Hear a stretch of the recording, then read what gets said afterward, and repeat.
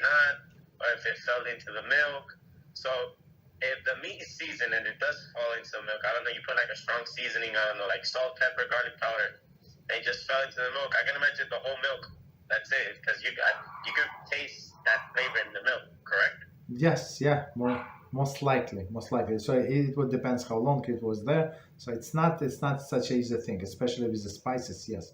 So the spices themselves, we have to understand this. The spices most likely they're part of, most likely, right? But the problem is with if the spices have a taste of the meat, it's also most likely because if they were cooked like fried or broiled with this meat, so the spices, even though they're part, but now they're meat. So yes, that would be the issue. Thank you, Rabbi. Yeah, you're welcome. So all the spices they actually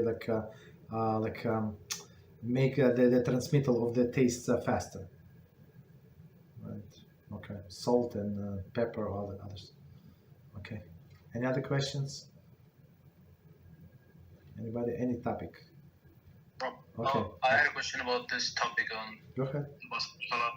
So, does it have to do the temperature the meat eats regarding this whole issue? Let's say is the same if a cold piece of meat falls into the milk versus like a frozen, like a rock frozen piece of meat? Is it different? Of course, different. Yeah. So the second case, as you say, if it's frozen, it's not going to absorb.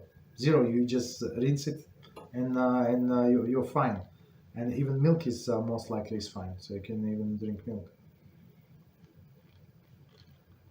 So, but we said, but it's a porous. Like when you cook, it became softer. Softer mean it's a separate. It's not as the surface is not as hard as.